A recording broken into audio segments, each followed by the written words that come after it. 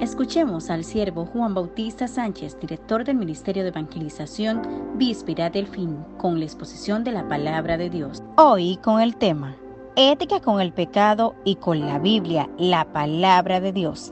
Escuchemos.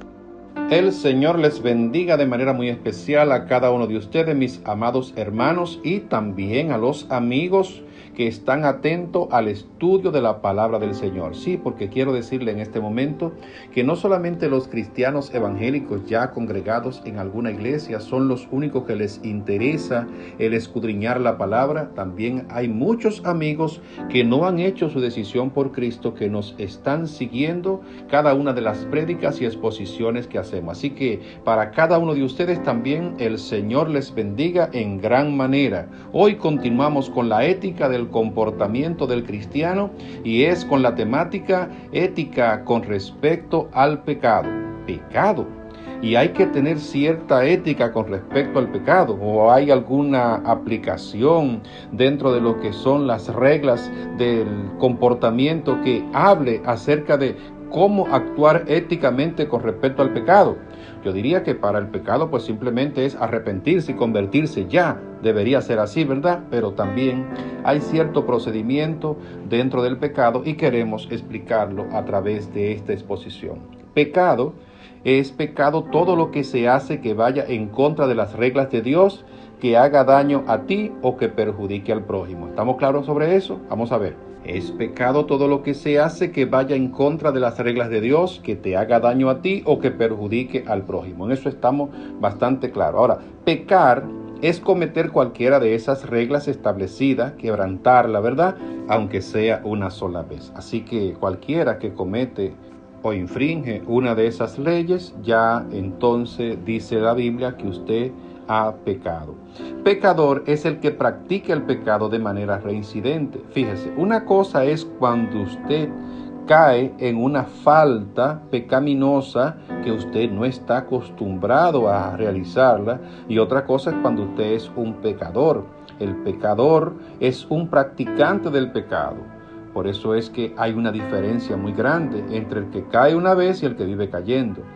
El pecado también es puerta de entrada legal a Satanás y sus demonios. Por si usted no lo sabía, cuando se peca, oiga bien, usted le está abriendo las puertas de su hogar de par en par a Satanás para que entre con todo y sus demonios. No juegue a ser el fuerte. Huya de la tentación y aléjese del pecado. Eso es lo que debemos hacer nosotros. Hay una historia que cuenta acerca de un cristiano que él se creía ser uno de los más fuertes espiritualmente hablando, y va a un teatro donde van a presentar una obra de esas donde las mujeres salen semidesnudas, pero cuando va a comprar su boleta le pregunta a alguien que le conoce y le dice: ¿y tú qué haces aquí? ¿Tú no eres cristiano? ¿A qué vienes a ver esta obra? No, yo he venido aquí para ver la tentación y para vencerla. No, hermano, con el pecado no se juega. Aléjese lo más lejos posible y olvídese de hacerse el fuerte. Otra cosa con respecto al pecado es que usted no puede ser baúl de pecados guardados de otros creyentes, amigos. Eso no le ayuda en nada. Instelo a confesarlo y a apartarse de ello. No debe tomar oportunidad en ningún liderazgo ni en ningún culto estando en pecado. No es tan solo abstenerse de la Santa Cena como hacen algunos, que cuando pecan dicen: yo no estoy apto para tomar la Santa Cena en este momento. Pero ¿cómo puede ser que usted esté apto para cantar un coro ahí delante, esté apto para predicar, esté apto para amonestar, pero no está apto para tomar la Santa Cena? No, es de todo que tiene que apartarse. Vamos a ver ahora lo que es el arrepentimiento. Arrepentimiento. Se arrepiente una persona cuando siente dolor y pesar por ofender a Dios, por haber pecado. Lo confiesa y abandona su pecado. Eso es el arrepentimiento. Arrepentimiento no es estar llorando ante la presencia de Dios. Ay, Señor, ten misericordia de mí, perdóname. No, usted se arrepiente, usted deja el pecado, lo confiesa y lo abandona. No es arrepentirse el que siente dolor por las consecuencias del pecado y sigue la reincidencia. No, eso tampoco es arrepentirse. Tampoco arrepentirse porque usted lo descubran, no es necesariamente a eso llamársele arrepentimiento. Más bien podría llamarse vergüenza. a lo que viene más adelante por causa de haberle descubierto en el pecado. La burla, la mofa que pueden surgir de haberle descubierto, y ahora usted supuestamente empieza en un dolor inconsolable, pero es porque ha sido descubierto, porque si no lo descubren, todavía ese pecado estuviese ahí bien guardadito. Todo pecado es perdonado al momento de venir a Cristo, ¿usted lo sabía? Los nuevos cometidos después de ser cristianos deben ser debidamente confesados a Dios, al agraviado y a la junta oficial de la iglesia. Sí, porque nosotros pensamos que si ya estamos en Cristo, nuevas criaturas somos, y que ya con esto basta y que no hay que ni hacer ningún tipo de mecanismo para tener el perdón del pecado. Usted tiene que seguir los lineamientos. Pecado cometido deben ser confesados a Dios, al agraviado y a la junta oficial de la iglesia. Aquí hay un problema con la ética y el pecado. Son aquellas personas que se autodisciplinan. ¿Usted conoce eso? Autodisciplina. Oye, hay personas que después de haber pecado, entonces en lugar de arrepentirse, para ellos es más fácil encubrir los pecados. Hay quienes pecan y cometen acciones dignas de sanciones de mucho tiempo, 3 meses, 6 meses, 1 año, pero ellos estratégicamente se autodisciplinan. No toman oportunidades por 3 meses y luego se reintegran sin una debida confesión ni ninguna explicación del por qué lo han hecho de esa manera. Simplemente ellos entienden que su problema es entre ellos y Dios y que no tienen que rendirle cuenta a nadie, pero eso no es lo que dice la palabra del Señor. ¿Usted sabía que Dios siempre está dispuesto a perdonar el pecado? Sí, el pecado Dios está dispuesto a perdonarlo todo el tiempo, siempre y cuando haya un verdadero arrepentimiento. El corazón contrito y humillado no lo despreciaría tú, oh Dios. Dice la Biblia en Proverbios 28:13, el que encubre sus pecados no prosperará, mas el que los confiesa y se aparta alcanzará misericordia. Los sacrificios de Dios son el espíritu quebrantado. Al corazón contrito y humillado no despreciaría tú, oh Dios. Eso es lo que dice la palabra del Señor. Pero recuerde que la Biblia dice, la paga del pecado es muerte, mas la dádiva de Dios es vida eterna en Cristo Jesús, Señor nuestro. Hay una gran diferencia entre el justo y una persona que es injusto. Hay una gran diferencia entre las personas que le sirven a Dios y las personas que no le sirven. Las personas que son justas porque han sido justificados por la fe, por medio de la sangre de nuestro Señor Jesucristo, estas personas odian el pecado. Estas personas no pueden mantenerse en pecado. Sí pueden caer en un momento determinado, pero siempre buscarán la manera inmediata de arreglar su vida para con Dios y para con su iglesia. Así que si en algún momento usted ha cometido pecado, después de ser cristiano, no lo esconda. No lo tape, porque esto lo que puede acarrear es problemas mayores. Así que métase con Dios en comunión, en oración, en ayuno y en arrepentimiento, y evite tener que estar escondiendo pecado, porque si lo hace, no prosperará.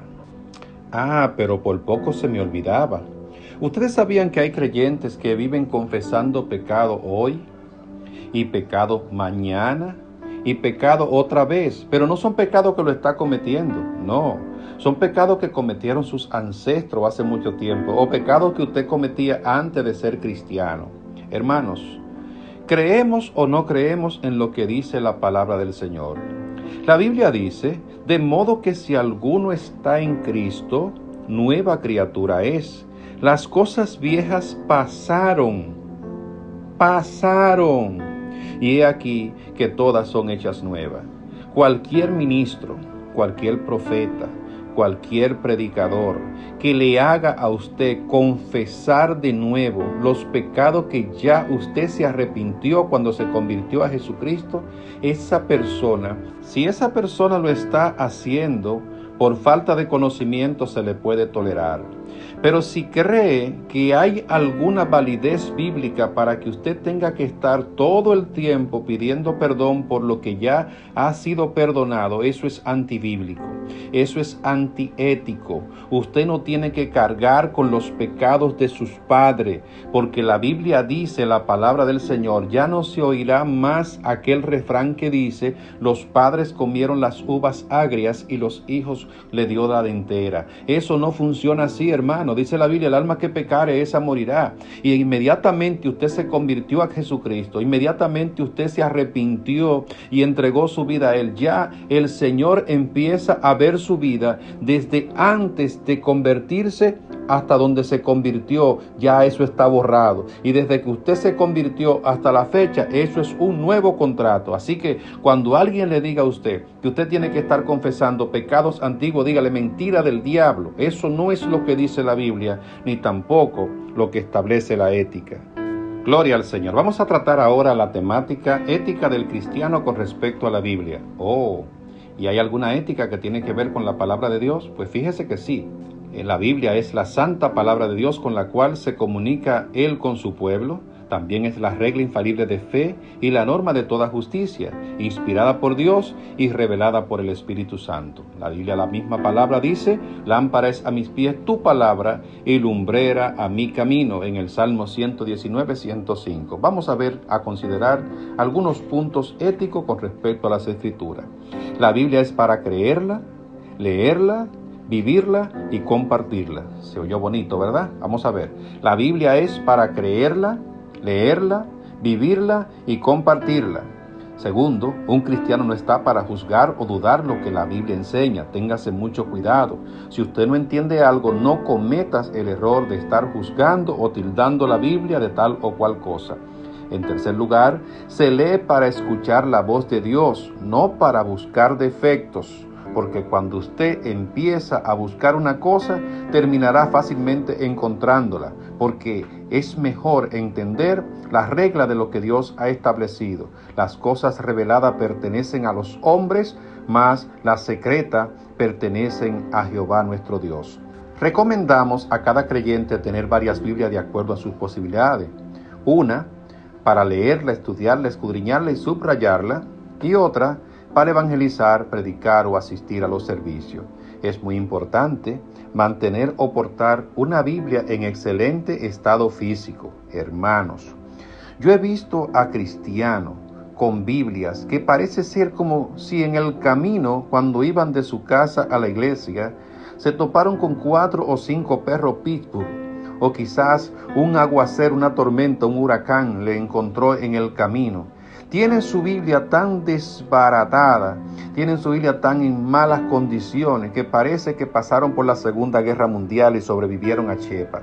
No, hermano, la Biblia también, físicamente hablando, dice mucho de la persona que la tiene. Es verdad que quien no la lee la va a tener nuevecita todo el tiempo, pero tampoco usted puede vivir con un descuido con la palabra de Dios de tal forma que esté deteriorada. Usted sabe lo que es una Biblia que le falten hojas. Usted sabe lo que es una Biblia que tenga roto el pergamino. Usted sabe lo que es una Biblia con una portada que parezca algo salido de un cuento de terror. No, y lo peor aún todavía, personas que andan con celulares carísimos, pero con su Biblia todo deteriorada. Vamos a ver, nunca diga, la Biblia dice, si no sabe explicar o señalar el pasaje o cita bíblica donde se encuentra. Ahí es donde existen muchos problemas y muchas controversias. ¿Por qué? Porque si usted dice que la Biblia dice tal cosa, entonces debe saber dónde lo dice para que no caiga en esa mala costumbre de muchas personas que inventan textos e inventan porciones sin encontrarse en las Escrituras. No haga doctrina de un solo texto bíblico. Recuerde que hay que leer antes y hay que leer después, e inclusive los pasajes similares a ese que usted está leyendo para hacer una comparación, porque si usted lee las Escrituras a simple vista, no podrá sacar realmente la enseñanza que tenemos por delante. Cada porción bíblica debe de entenderse e interpretarse de acuerdo al contexto de la misma, de una manera exhaustiva. no empiece a estar aplicando cosas de la Biblia en ese momento sin antes saber a quién se le escribe, por qué se le escribe y qué quiere decir el autor dentro de lo que es ese pasaje. Escuchar la opinión de comentarista bíblico podría arrojar más luz sobre nuestra percepción con respecto a un pasaje bíblico. No se haga usted el único que tiene la capacidad de poder entender o interpretar esa porción de las Escrituras. Amado, no permita que los niños jueguen con su Biblia, maltratando o arrancándole páginas. ¿Cómo es posible que usted deje su Biblia como si fuese un juguete para que los niños hagan con ella lo que bien le parezca? Yo tengo 3 hijos y estos hijos míos nunca absolutamente le pusieron la mano a mi Biblia, porque para mí la Biblia yo la cuido y la he cuidado todo el tiempo, más como si fuese una porcelana en medio de una sala pequeña. La Biblia no es Biblia porque sea de papel, con pergaminos de cartón o de piel. Es la misma Biblia aún estando en una tableta, laptop o celular. No obstante, al evangelizar o predicar, ande con su Biblia física. Sí, porque mire, en estos últimos tiempos tecnológicos hay muchos predicadores de la vieja guardia, de la doctrina conservadora, que le caen encima a cualquiera que ande con su Biblia en el celular o en una tableta. Y en esta crisis en la que muchas veces estamos acostumbrados a estar, nos hemos dado cuenta qué tan importante ha sido la Biblia tecnológica dentro de un celular y dentro de una tableta. ¿Por qué? Porque nos ha ayudado a poder compartir textos bíblicos con la gente en el mundo entero, que antes, en condiciones normales, hubiésemos tenido que estar mandando cartas por correo para que le lleguen a las gentes. Aquí viene el principio más importante dentro de lo que es las Escrituras y el estudio de las mismas. Yo quiero que usted las recuerde y que usted nunca se le olvide. La Biblia no es de interpretación privada. Oiga bien lo que le acabo de decir. Las Escrituras no son de interpretación privada. ¿Qué quiere decir? Significa que ningún hermano, ninguna iglesia, ningún concilio, ninguna entidad, ninguna asociación, nadie tiene que alardear de la interpretación única y correcta de un pasaje bíblico. Por eso es que hay tanta discrepancia entre las iglesias hoy en día, porque inmediatamente alguien interpreta diferente a como yo lo puedo interpretar, o alguien discierne distinto a como mi concilio la puede discernir, entonces los consideramos de antibíblico y los consideramos como personas que son apartados de la fe. No, mis amados hermanos. Hay diferentes opiniones. Es verdad que no todas las opiniones van a ser correctas. Algunas son muy divorciadas de la realidad, otras se asemejan un poco a lo real, pero la mayoría de nosotros decimos cosas e interpretamos asuntos de las Escrituras y aplicamos de las Escrituras cosas que no tienen nada que ver con lo que realmente está diciendo el pasaje en ese momento. Por eso, no nos encerremos a tener una interpretación privada, sino que vamos a escuchar la opinión de los demás y vamos a considerar, como dice Pablo, escucharlo todo y retener lo bueno. Vamos a escudriñar para ver cuál de las verdades planteadas se asemejan más a la realidad. Vamos a ver también lo que dice Osea 4:6. Mi pueblo fue destruido porque le faltó conocimiento. Por cuanto desechaste el conocimiento, yo te echaré del sacerdocio, y porque olvidaste la ley de tu Dios, también yo me olvidaré de tus hijos. Ay, Padre eterno. No dice la Biblia aquí que mi pueblo fue destruido porque le faltó oración. No dice la Biblia que el pueblo fue destruido porque le faltó ayuno. No dice la Biblia que el pueblo fue destruido porque no ofrendó. Está diciendo porque le faltó conocimiento. ¿Pero conocimiento de qué?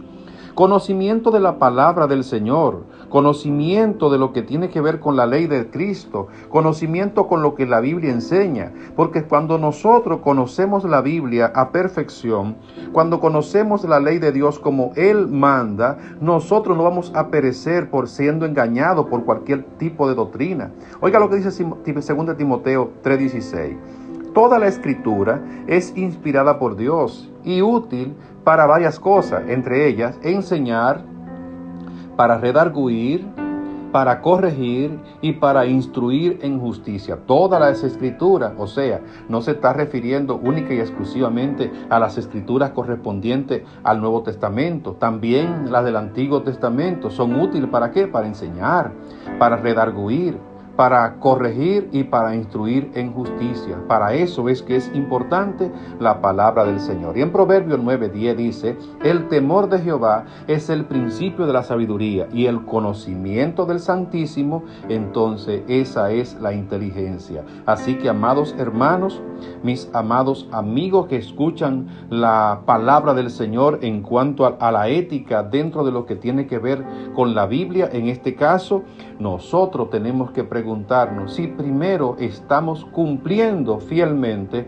todo lo que dice la palabra de Dios, todo lo que dice las Escrituras. ¿Por qué? Porque estamos llamados a ser oidores y también hacedores de la palabra, a tener nuestra Biblia en un perfecto estado y a compartirla con los demás que aún no la tienen. El Señor les bendiga a cada uno de ustedes y permita que podamos concluir satisfactoriamente esta serie de enseñanza en base a ética del comportamiento del cristiano.